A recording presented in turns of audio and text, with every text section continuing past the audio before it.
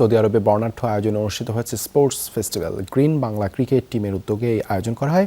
Arkan sports facility আয়োজিত এই ফেস্টিভ্যালে অংশ নেন 700-র বেশি অ্যাথলেট।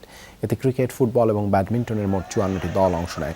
অনুষ্ঠানে নিজস্ব সংস্কৃতিকে তুলে ধরতে আয়োজন করা হয় দেশীয় বিভিন্ন খেলা। এর মধ্যে ক্রিকেট টুর্নামেন্টে চ্যাম্পিয়ন হয় বাংলা টাইগার ক্রিকেট ক্লাব। অন্যদিকে ফুটবল এবং ব্যাডমিন্টনে চ্যাম্পিয়ন হয় শেখ ভয়েস ক্লাব এবং Bangla sporting club.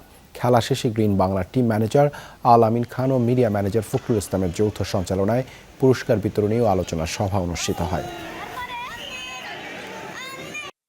Green Bangla cricket team কর্তৃক আয়োজিত স্পোর্টস ফেস্টিভ্যাল বাংলাদেশি কমিউনিটিদের নিয়ে সিজন 2 আমরা আজকে আলহামদুলিল্লাহ করতেছি। এখানে প্রায় 700-র অধিক বাংলাদেশি খেলোয়াড়রা পার্টিসিপেট করছেন, বিভিন্ন রকমের খেলায় অংশগ্রহণ করছেন।